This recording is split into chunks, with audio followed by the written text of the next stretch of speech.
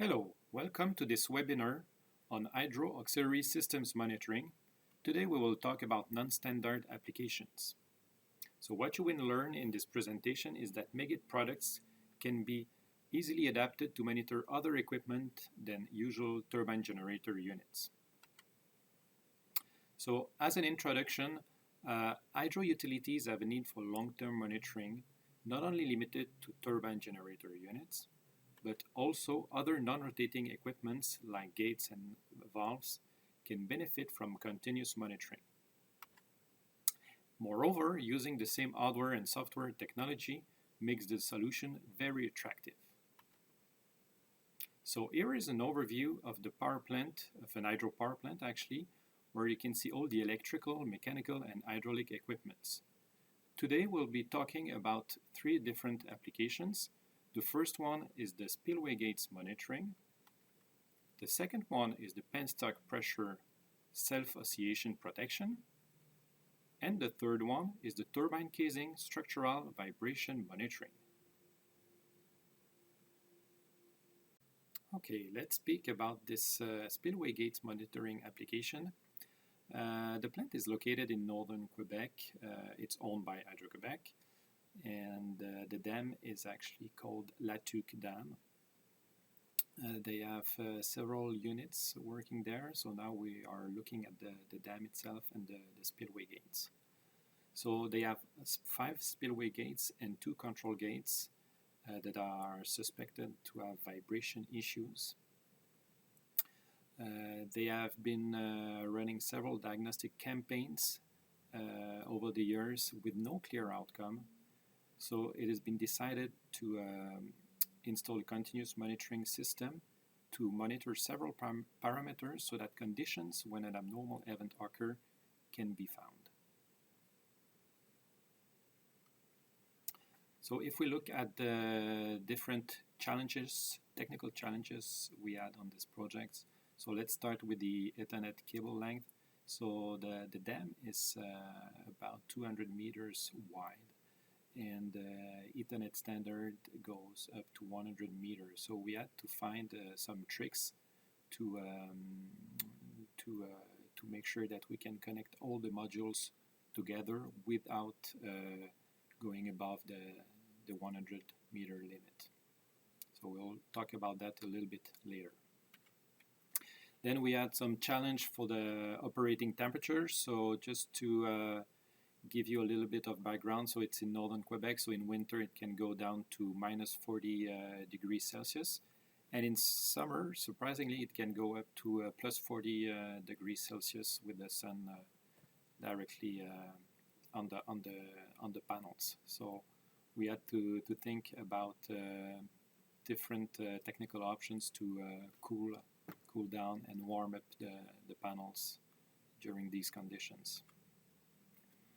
And then also the challenge was to connect different kind of sensors. We'll see the different technologies and models later, but that was also something we had to validate before starting the project. So if we look at the instrumentation, so the Megit scope was 5 accelerometer per gate with a total of 35 sensors, so the C620. The other sensors were out of our scope, so the customer took care of installing those sensors. So there were 2 load cells per gate, 1 gate position, 2 temperatures per gate, and the motor power. So at the bottom you can see a schematic of the installation with all the gates, the 5 spillway gates and 2 control gates, and all the location of the sensors. So in terms of monitoring hardware and software, so we had 7 outdoor panels, totaling 28 VSV 301s. So we had 4 modules per gate. And we also had 1 indoor panel, including 2 VSI 010 and 2 VSN 010. And inside also in the control room, we had 1 vibro-site computer doing all the data acquisition and visualization. Now, if we look at the block diagram here, so we see those seven panels, one for each gate, and the last panel in the control room. So for each panel, again, there are 4 VSV301 per panel, and you see that they are now separated in pairs. So basically, we had to do some trick because we had 28 VSV301 plus 2 VSI010, so it's 30 modules, and a measurement block cannot go above 16. So we had to split into 2 measurement blocks. So 2 modules of each panel go in 1 measurement block, and the 2 remaining modules go to the second measurement block. So we have actually 2 Ethernet rings here that are monitoring the whole installations.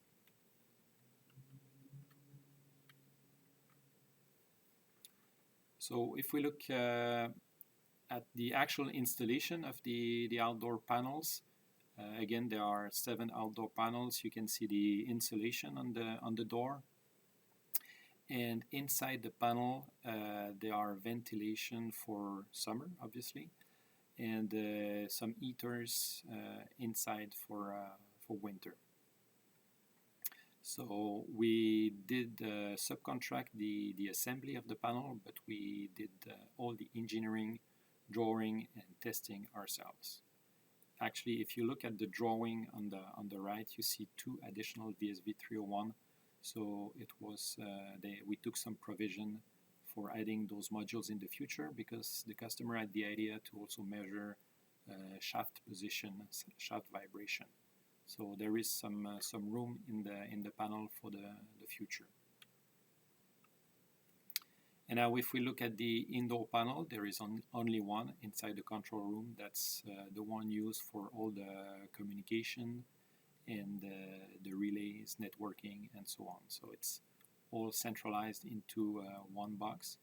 And again, we have 1 VSI per ring. So we have 2 VSIs, 1 for each ring. And again, one VSN010 for each ring.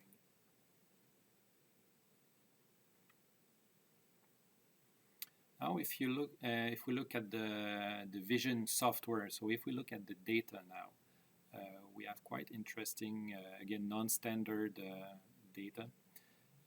If we look at the top left, you can see the vibration, the gate vibration.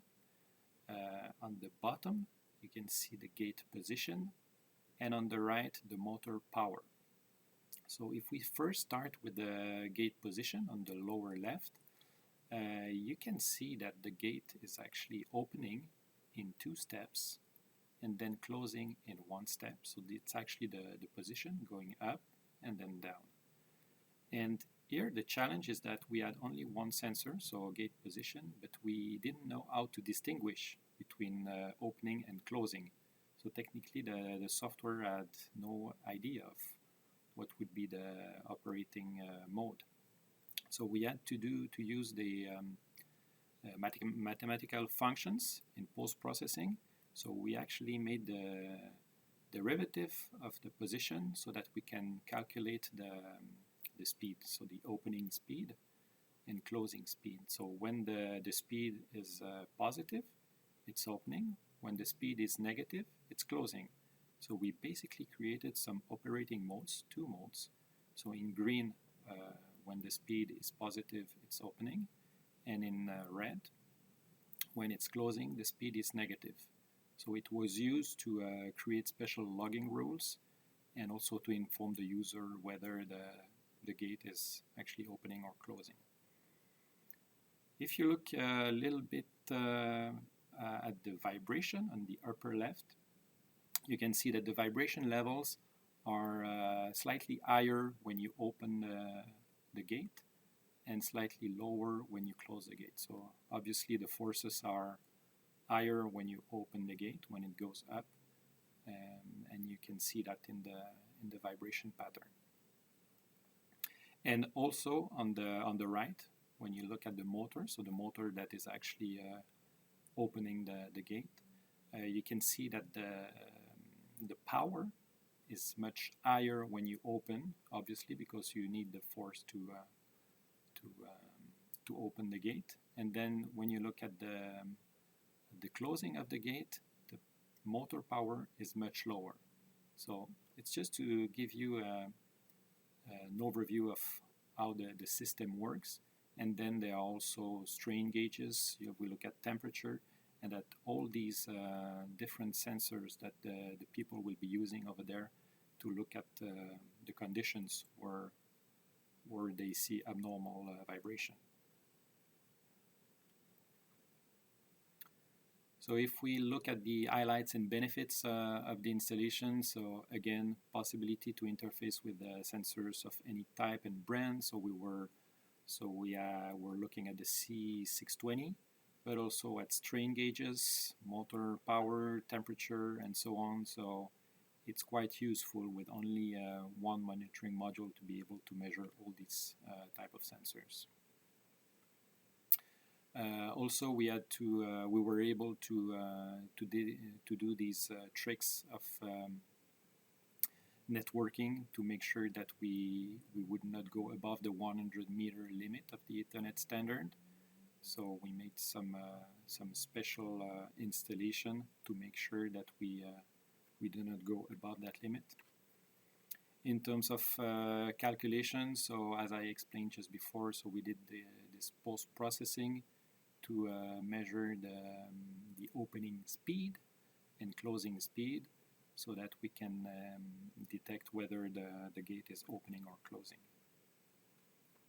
And finally, last but not least, the remote access. So we did install a USB key with a LTE communication. So basically with the cell coverage, we were able to connect to the site computer where we were running VibroSite.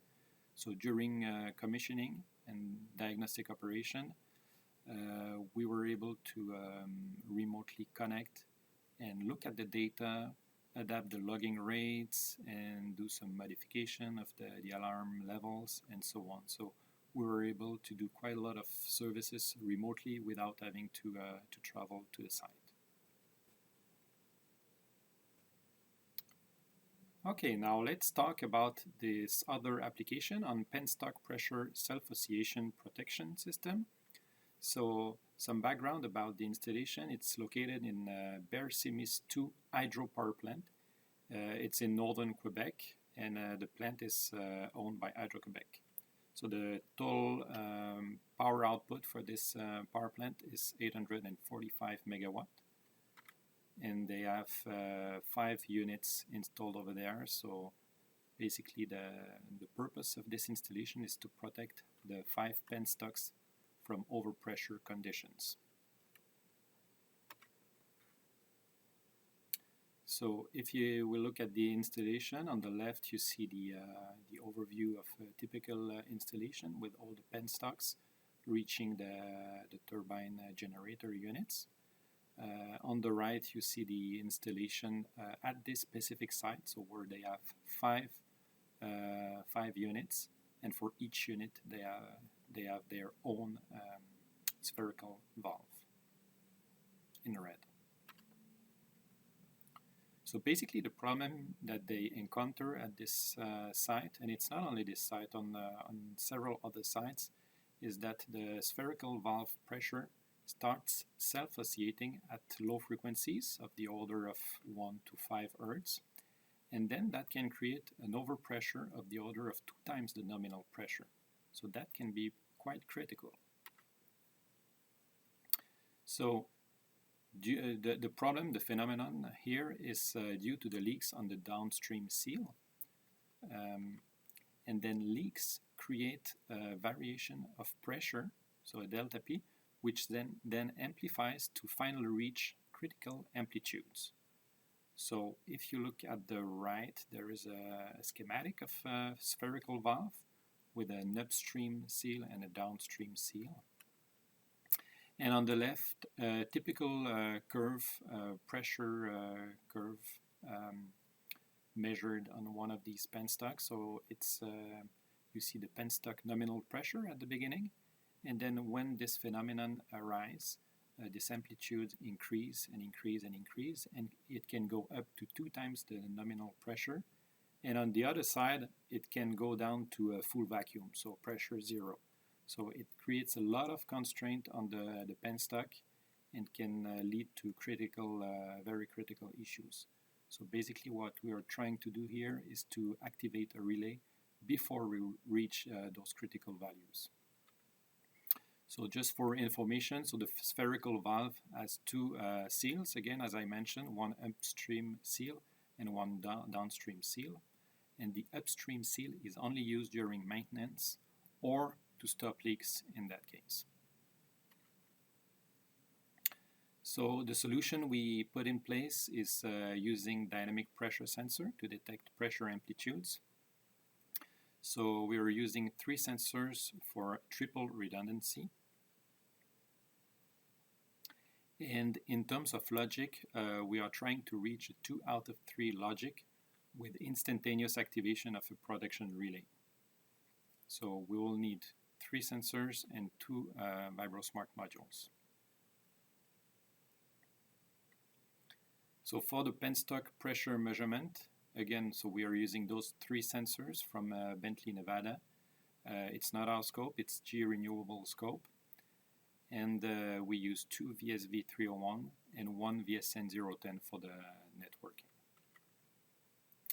And something I did not mention before, but we are also monitoring the valve position.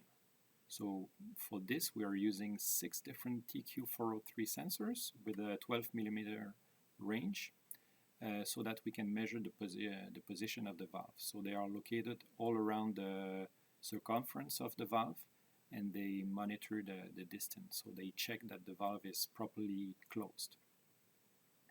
And for these sensors, we need 2 VSV301. So since it's a measurement, displacement measurement, so it's not dynamic, we can use the auxiliary channels. So only 2 VSV301s are required for 6 TQ403 sensors. So when we look at the schematic of the installation, so if we start in the center, so we have this pressure sensor panel where we have those 2 VSV301 for the 3 dynamic sensors. And the challenge here is that usually when we want to implement 2 out of 3 logic, we need to have all the channels in the same module, or we have to use a VSI 010. So instead of using the VSI 010, so to reduce the amount of modules that have to be installed in that box, we decided to use the other VSV301, do the processing on that VSV301 for one channel, and then transfer the processed output to the auxiliary channel of the VSV301 that had already 2 channels.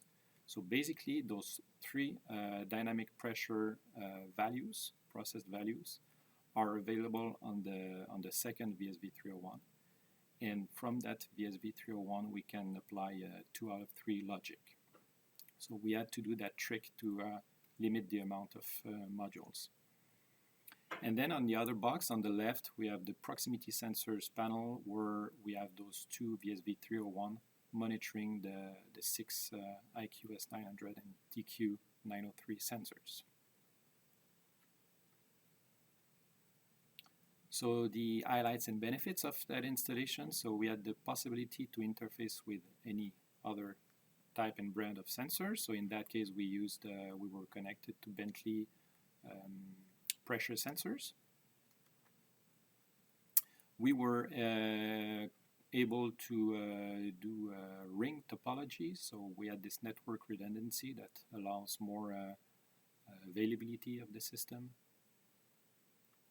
And then the specificity of that installation is that we had special signal processing, not special, but we actually used the relative shaft vibration that we usually use for vibration. We use that processing so that we can have not only the dynamic pressure, but also the static pressure. So we were able to measure pressure sensors as if they were vibration sensors. So. And then one other thing, the use of the auxiliary channel to allow this 2 out of 3 logic without using a BSI-010. So we were able to save one extra module to the customer. Okay, now let's talk about this other application on turbine casing structural vibration protection. So just to give you a little bit of background, this power plant is located in Ontario, nearby Ottawa. It's owned by Hydro-Québec, and the power plant is called AL2, and it's total 27 megawatt. So in this power plant there are 4 units, 3 horizontal Francis turbines and 1 Kaplan turbine. So if we look a little bit about what was the problem on site, so actually they encountered high vibration and noise that they heard during specific operating conditions. So initially they suspected von Karman vortices at the outlet, and they had a few challenges. So first, how to detect this phenomenon, and then how to warn the operator so that they can change the operating conditions and stay away from this unstable zone. So if we look at the instrumentation, they decided to install 2 accelerometers. That was part of the G renewable scope. They used 2 PCB sensors, 100 millivolt per G, and they were glued on the upper flange of the turbine wheel. So when we went to the site, those were already pre-installed and they were connected to the monitoring system. So if we look at the monitoring system itself, so it's actually an enclosure with one VSV301 and its VSB300 base, and they were installed and pre-wired at the factory, so in Montreal, and then were shipped in less than a week to the site so they can go back to operation as quick as possible. So these enclosures are tight, watertight enclosures, so they can support water drops and things. So if you look at the picture on the right, it's actually the enclosure installed in a tunnel where lots of water is dripping from the ceiling. So if we look at the schematic, and we start from the lower left, we have the turbine with the 2 accelerometers connected to the VSV301 junction box, so the enclosure. Out of this enclosure, there are different outputs. The first one goes to the local control room, where we have one VibroSite server, where we do the configuration of the system and where we look at the different plots. And then one thing to know is that AL2 power plant is a remote controlled power plant. So the challenge there was to use one relay of the VSV301 so that it can be connected remotely to the remote control center, and then warn the operator so they can change the operating conditions when this issue was appearing. So let's look at the vibration trends. So it's not as usual. So usually we trend vibration over time, and then we set limits on vibration values. So if we look at the upper part of the plot, it's actually acceleration in G's. And it's for these 2 accelerometers, so one in blue and one in orange. So you see the evolution of the acceleration amplitude. And what is new here is that we are also tracking the frequency of the peak frequency of the vibration for the 2 accelerometers. So again, in blue for one sensor and in orange for the other sensor. So we see that before the event, the frequency is very erratic. And then once the event arrives, where you see the different arrows, the frequency becomes very fixed to, it's about 370 Hertz. And it becomes fixed for the duration of this issue. And one important thing to see here is that we can detect much more precisely with the tracking of the frequency value than looking at the vibration value, because the vibration increase actually appears about 2 minutes after the frequency is fixed to one specific value. So it allows us to detect beforehand with the frequency tracking. So what actually happens in that case is that the von Karman vortices have their own frequency, and once they reach the eigenfrequency of the structure, they start resonating, and it appears that this resonant frequency is about 370 Hertz. So we see exactly for this duration, a few minutes, they have this resonance appearing, and then the operator would change the operating conditions and go back to normal. So now let's talk about the different highlights and benefits of this solution.